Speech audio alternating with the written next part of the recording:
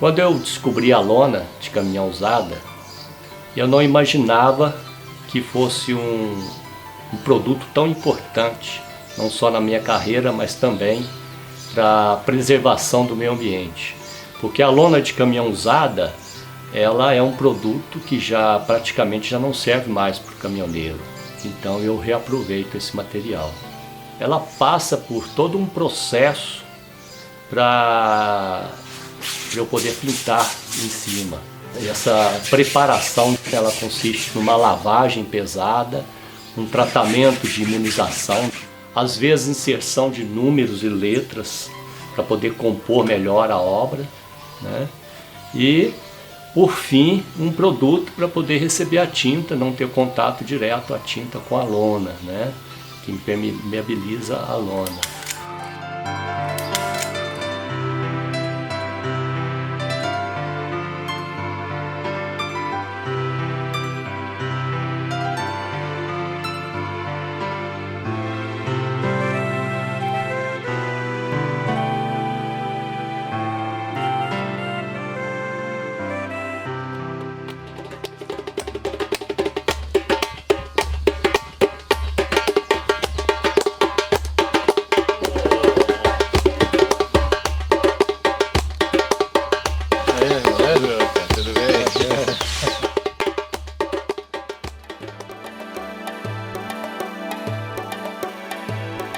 Uma das preocupações do idealizador da expedição era compor uma equipe capacitada a enfrentar os desafios que as grandes áreas da bacia do Rio Verde iriam se descortinar durante o trajeto.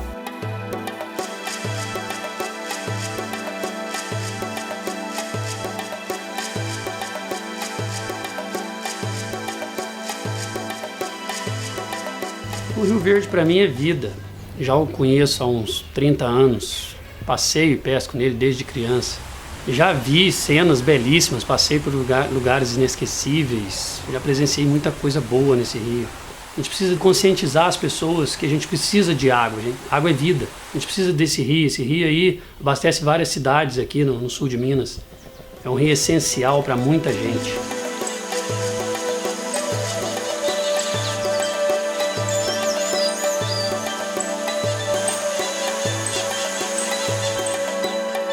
Depois vem São Lourenço, a gente passa Soledade, você disse até que tem uma cachoeira em Soledade. Tem ali na... complicado, né? Mas então, inclusive antes da represa, diziam que o rio Sapucaí... É mesmo. Ah, certo. Mas então,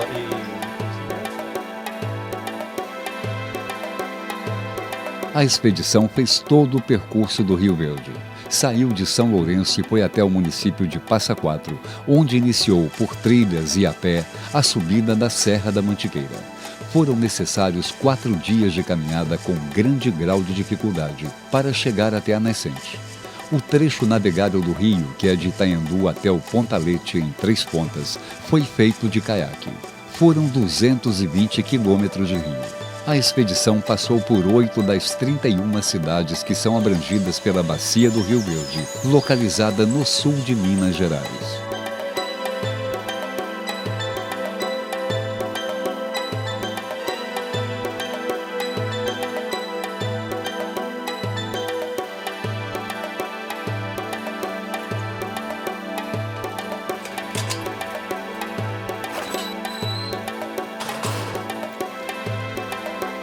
Para esta maratona, foi necessário por parte da equipe um treinamento diário, durante muitos dias, por terrenos semelhantes aos que o grupo enfrentaria.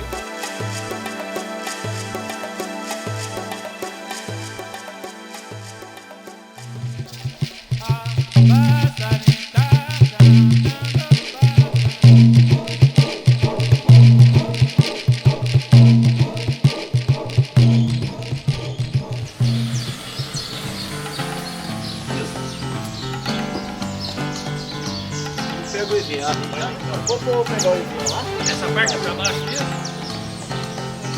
A comida vai ficar aqui?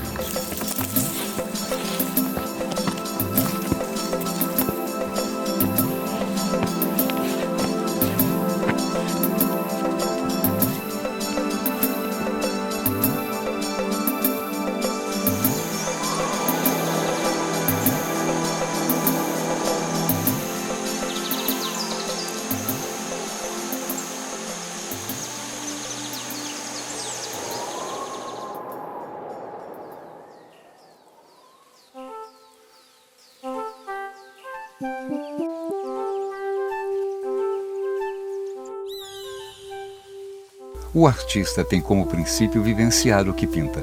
A obra começa a partir do contato com a natureza ou com os modelos ou cenas a serem pintadas.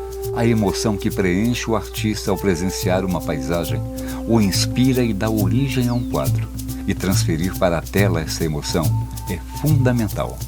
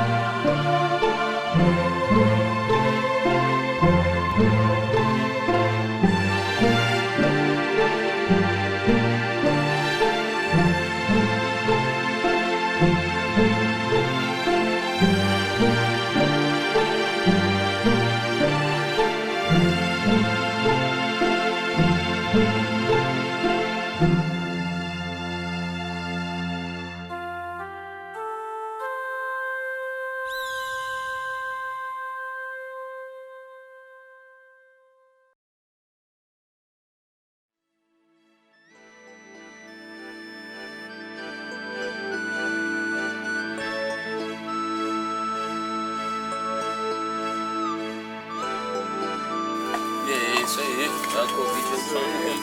Valeu! Ó. That's beautiful. Boa. Jeito pedaço aí, Bruno.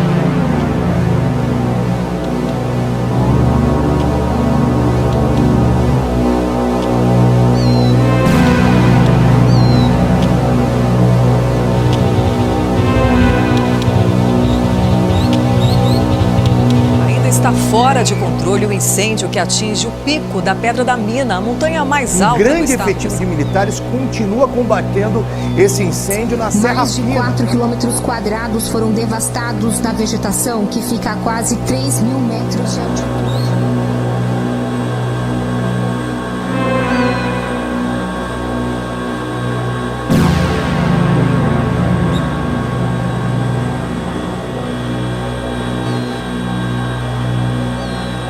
É importante dizer que a Pedra da Mina, o quarto cume mais alto do Brasil, é o único cume dos 10 principais cumes brasileiros que não conta com a proteção de um parque nacional.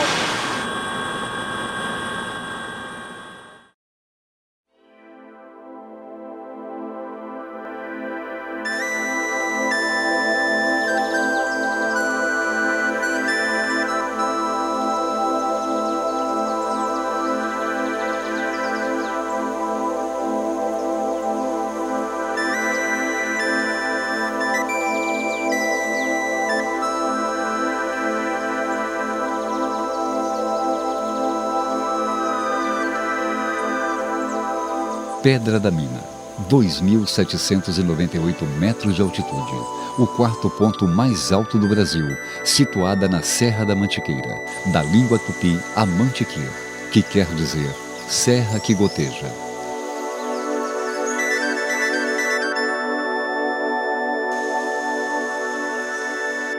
Um berçário de nascentes, cachoeiras, matas densas, fauna e flora exuberantes. Uma deslumbrante cadeia de montes, cenários paradisíacos em meio a uma das mais belas diversidades do planeta.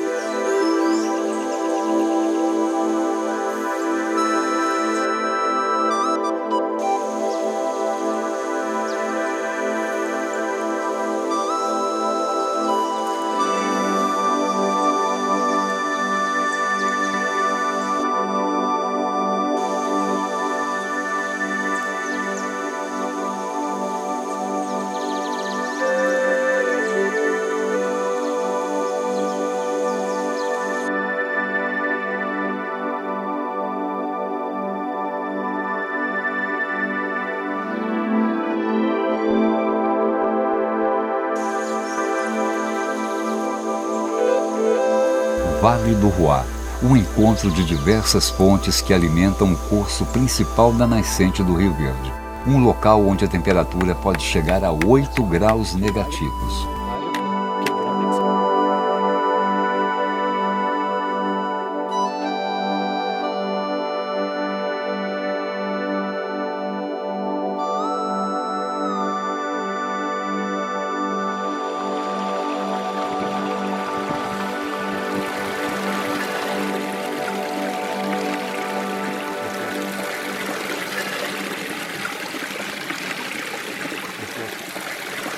Se a gente pegar os planos diretor e ver lá a questão da localização do Rio Verde, aí está escrito que ele nasce entre os municípios de Itanhandu e Passa Quatro.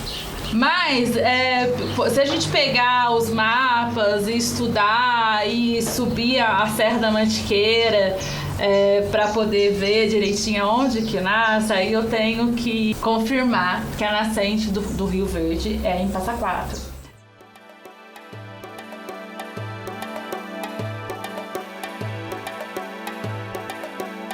Estamos a 2.520 metros de altitude e lá no fundo o Pico dos Três Estados. E é para lá que nós estamos indo agora.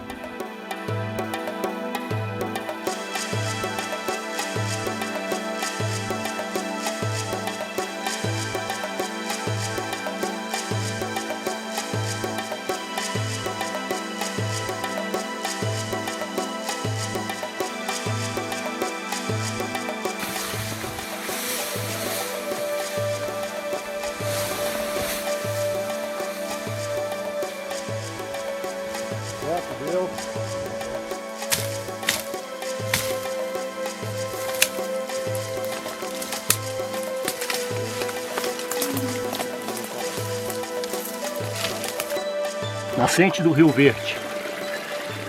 Aqui fica a nascente oficial do Rio Verde. É um lugar de difícil acesso. Nós viemos aqui só para localizar mas não é um local para visitação. Aconselhamos deixar como está para poder preservar o lugar. A gente veio aqui na função somente da pesquisa e de estar localizando uma nascente. E a primeira expedição, a primeira vez que essa nascente está sendo filmada.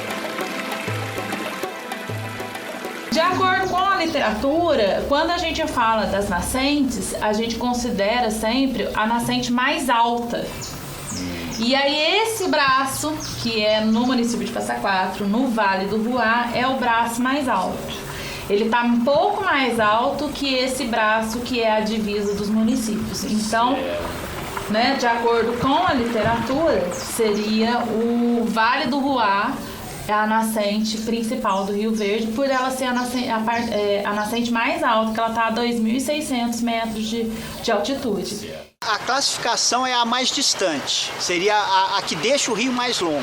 No pico dos 3 estados não tem nascente, na verdade. No pico não tem. Não, mas na base sim. Na base sim. Então aí é questão de mensuração e hoje existem equipamentos extremamente precisos, né? GPS geodésico, coisa do tipo, que daria essa comprovação, né? De qual seria o trecho da nascente à foz do Rio Verde, que daria a sua extensão mais longa e seria considerado de fato a nascente.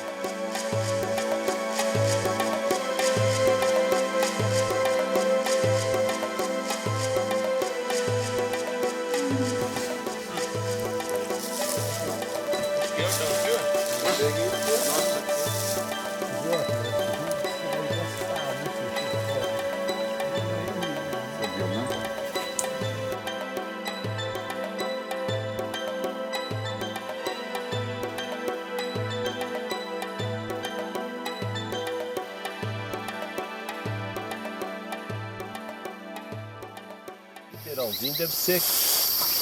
Não, aqui é São Sebastião já. Tá mais ou menos, será que é nessa...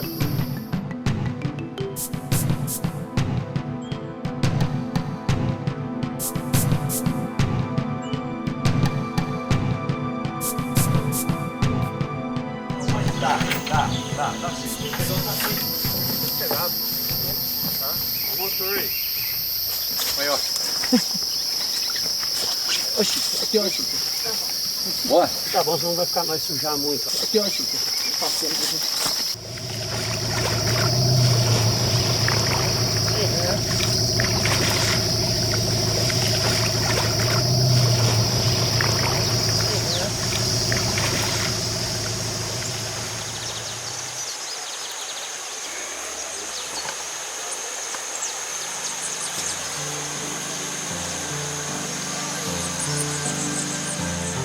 A natureza tem dado sinais de que está sofrendo e que precisamos mudar as nossas atitudes em relação a ela. Um dos sinais bem claros é justamente o voo dessas mariposas sobre o rio, na época da Piracema.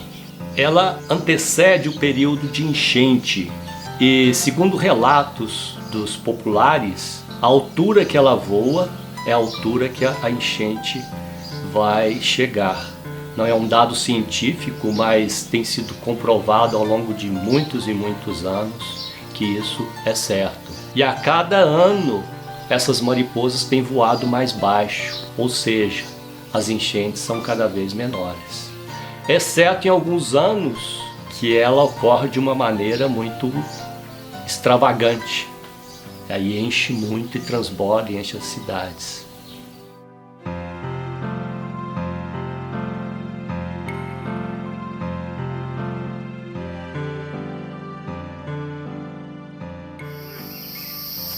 Como é que é seu nome? Não, Ayrton.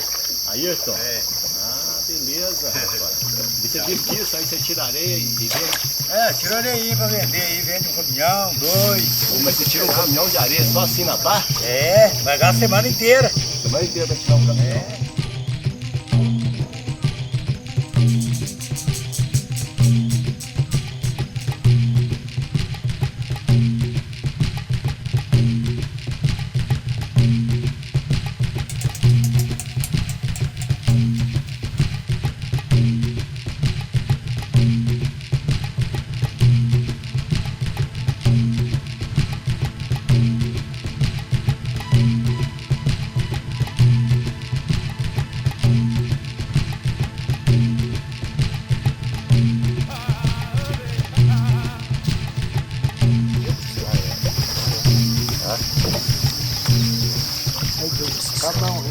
Com o objetivo de mapear a qualidade da água em cada trecho, foram feitas 32 análises na calha do Rio Verde e 12 nos principais afluentes, para verificação de oxigênio dissolvido e pH.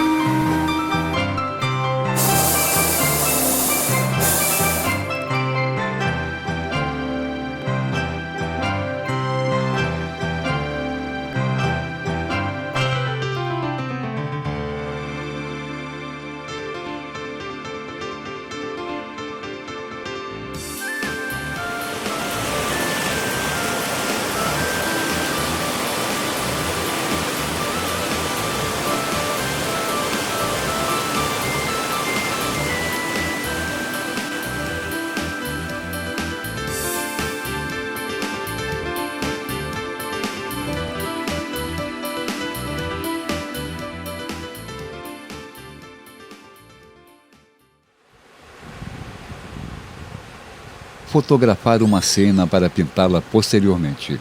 É um artifício usado para registrar paisagens que tocam o artista, mas que por algum motivo não são possíveis de serem pintadas no local.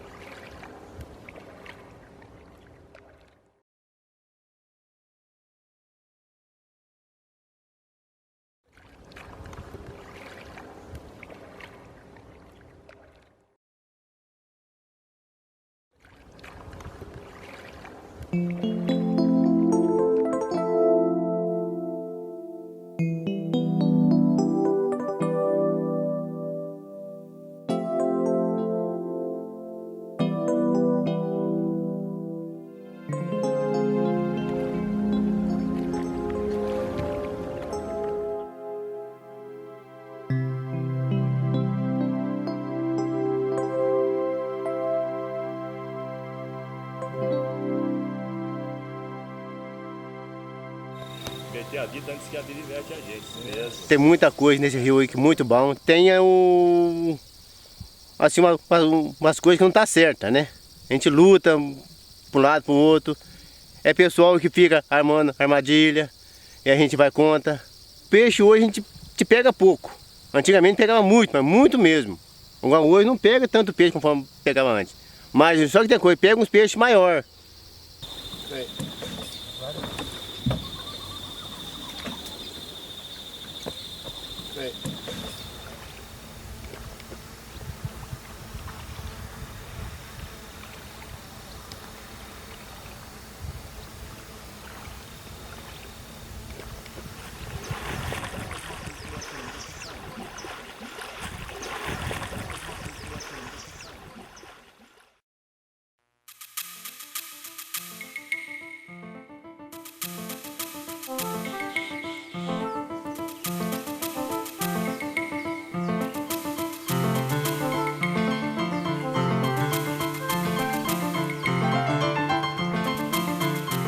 Eu me lembro que o Jonas chegou na minha galeria de arte e trouxe um quadro e a gente ficava debatendo sobre arte, pintura, quem eram os grandes pintores. A gente falava de Batista da Costa, dos grandes pintores da Escola Nacional de Belas Artes, do Grimm, do pintor viajante.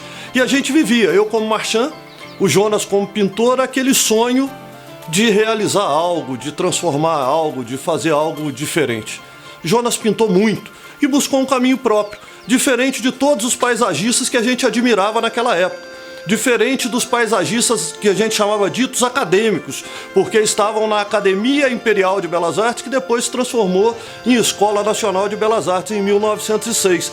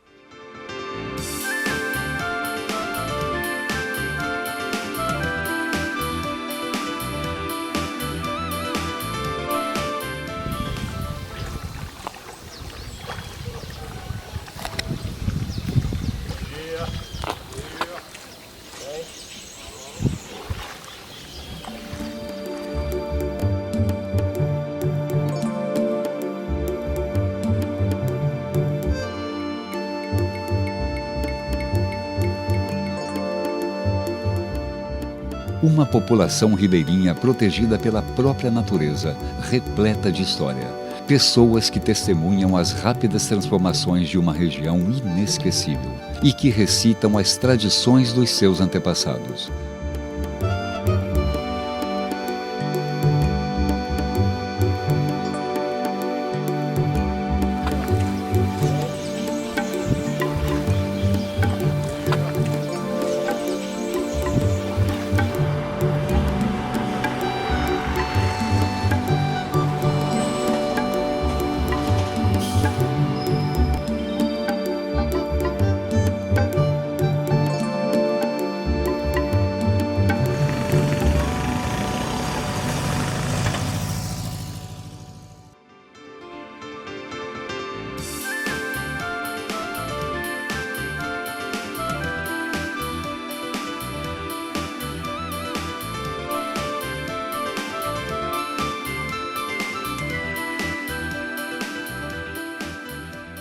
O rio hoje ele tem já bastantes estudos que foram feitos desde a década de 70, de 80, 90, nos anos 2000, tem muitos estudos, tem um sistema de gestão que está em fase de implantação, mas os problemas persistem.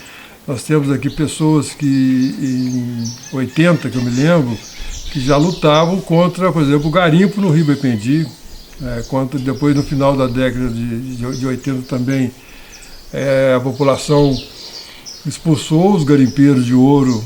Então existem estudos, existem pessoas que estão aqui há muito tempo já batalhando pelo rio.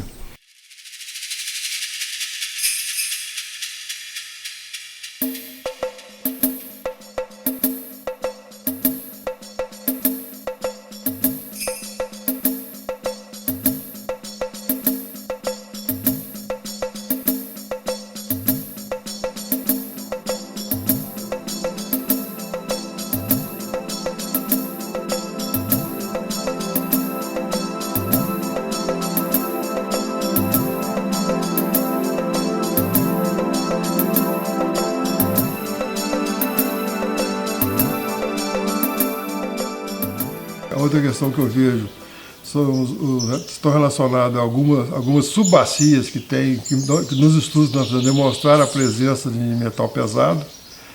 Por exemplo, a subbacia do Rio Lambari, que foi que demonstrou nos estudos a presença de metal pesado.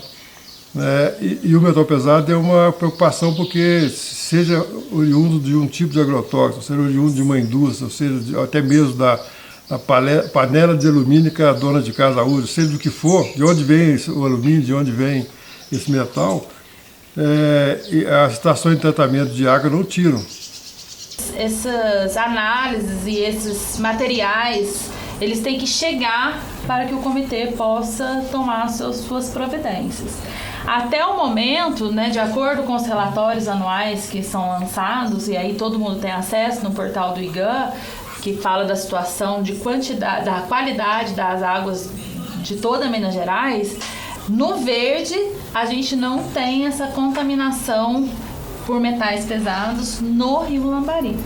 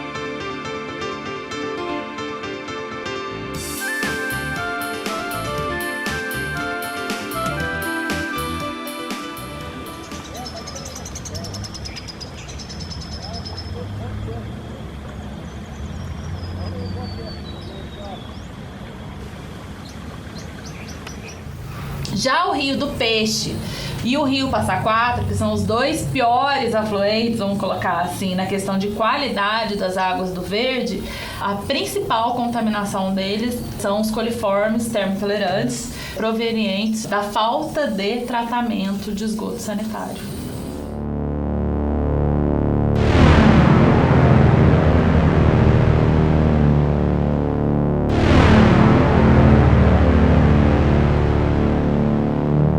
São Lourenço que está dando um exemplo magnífico para o país de participação da sociedade no processo, ou seja, São Lourenço, a própria sociedade de São Lourenço se organizou e ela mesma está bancando a construção do sistema de saneamento do município, ou seja, bancando a construção, a implementação do esgotamento sanitário com redes coletoras, interceptores e a própria estação de tratamento, o próprio reator, né, para tratar os esgotos de São Lourenço. É um exemplo realmente fantástico que deve ser multiplicado para outros países, outros estados.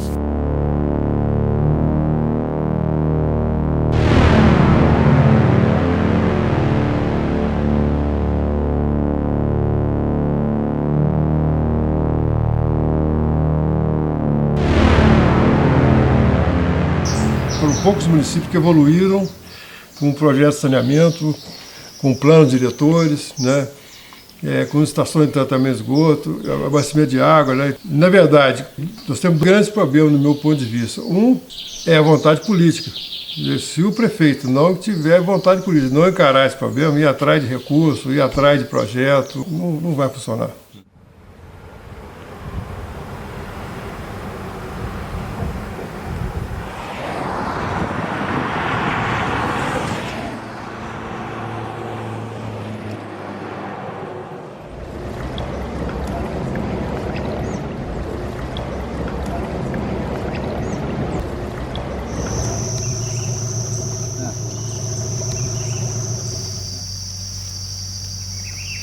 Mas não mata, não é.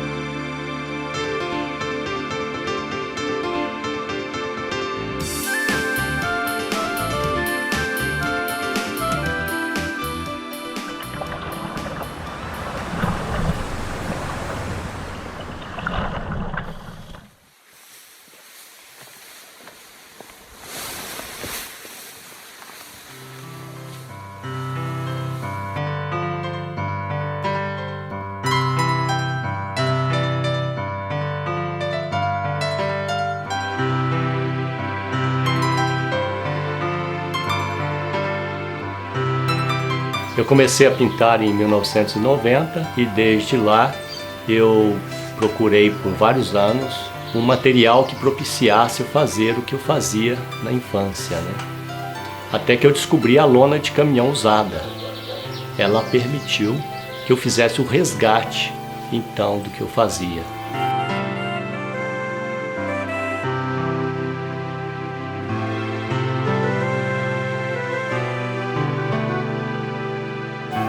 Quando eu era criança, eu gostava de desenhar em muros manchados pelo tempo.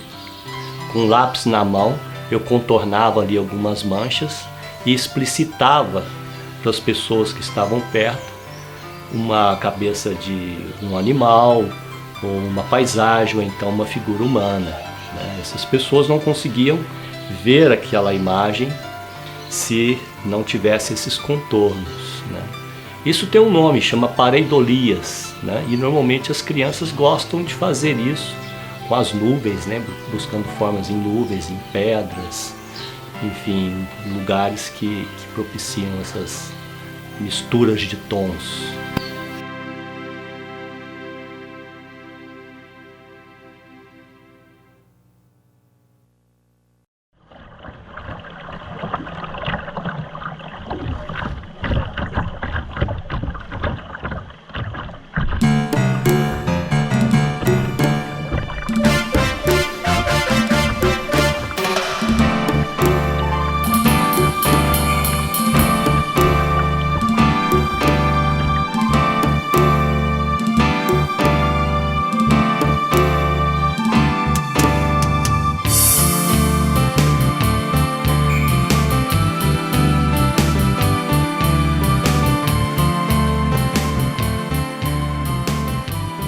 Mas a barragem traz outros problemas, né? O caso dessa recente aqui, por exemplo, é a questão do aguapé, né? O aguapé lá tomou conta da barragem. A montante dela existe o lançamento dos esgotos da cidade de Varginha, que é tratado. Aí, não sei se esse problema, que era previsível, porque o Rio Verde, o Baixo Rio Verde, ele sempre teve aguapé, é bem típico de lá, né? E só que não sei se esse problema foi tratado devidamente no estudo de impacto ambiental.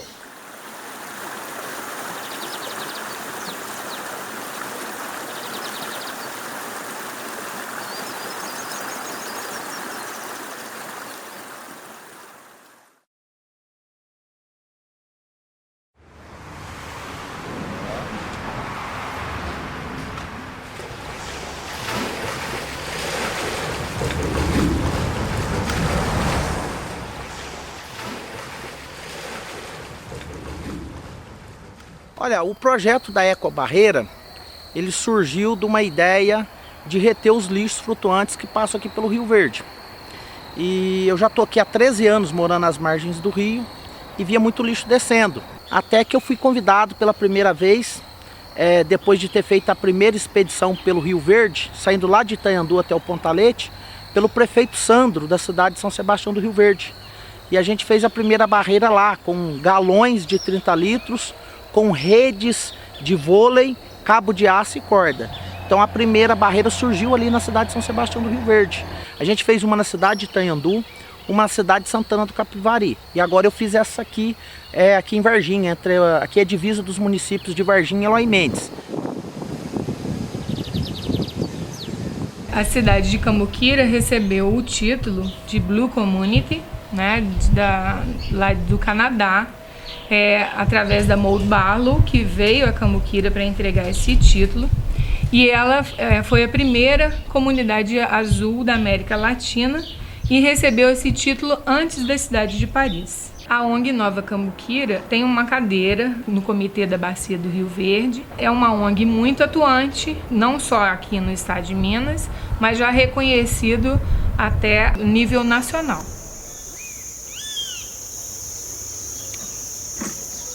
Nós temos hoje problemas que são muito mais sérios do que no passado. Um deles, por exemplo, é a mudança que está havendo de uso e ocupação do solo na bacia. Nós temos hoje municípios com grandes plantações de soja, e isso não existia, que a soja, aí você usa agrotóxicos. E o que acontece é que essa mudança do uso do solo tem um impacto muito grande no sistema hídrico da bacia. Antigamente você tinha o café, que é uma lavoura com muito menor impacto que, por exemplo, o eucalipto e a soja e o milho, que hoje nós temos isso em larga escala na bacia do Rio Verde.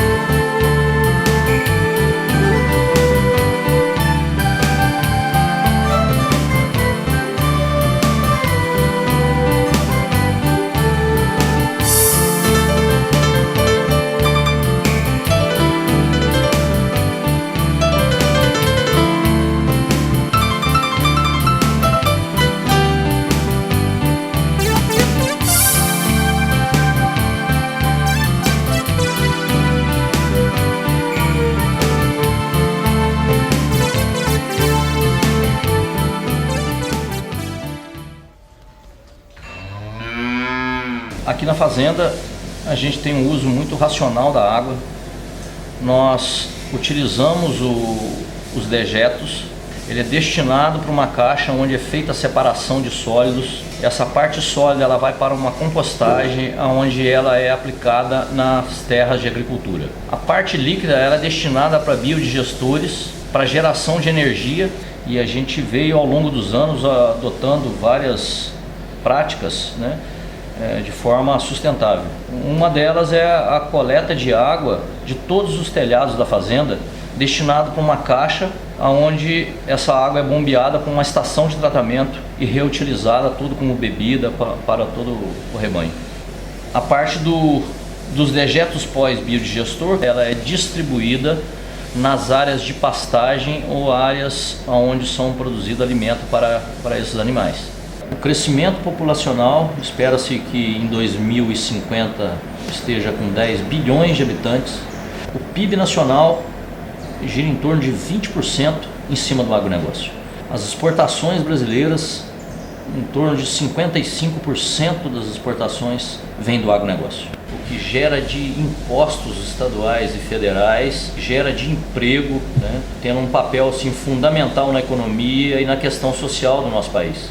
E uma mensagem que eu gostaria de deixar para os meus colegas produtores, né, que independente das leis que nós temos, né, que tenhamos consciência realmente de cuidar do nosso meio ambiente, cuidar da nossa água, cuidar do nosso solo, porque nós vendemos alimentos e as pessoas hoje estão conectadas exigindo essa sustentabilidade de qualquer negócio.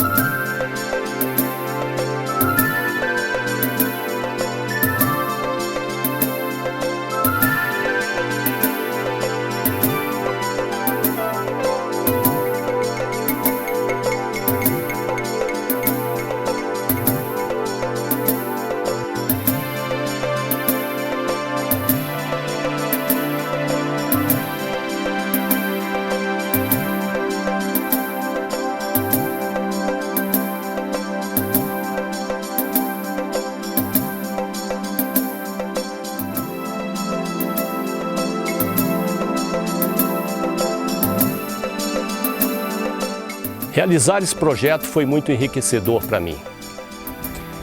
Eu descobri que nessa história não existem mocinhos e nem bandidos. Somos todos culpados. Eu vi que o Rio tem muitos problemas, mas que o pior deles é a falta de vontade política em resolvê-los.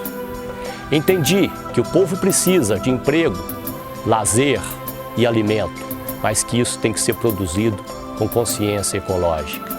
Percebi que o processo de desertificação é uma realidade que está acontecendo no nosso dia a dia e, por isso, precisamos mudar nossas atitudes. Descobri que queimadas na África podem influenciar o clima no Brasil, afetar o nosso ecossistema e, consequentemente, o Rio Verde. Compreendi que o homem agora descobriu a globalização, mas que a natureza já é globalizada desde que nasceu. Percebi também que se fizermos algo pelo lugar que vivemos, estaremos fazendo pelo planeta. E vi, acima de tudo, que o Rio é muito mais belo do que eu pensava.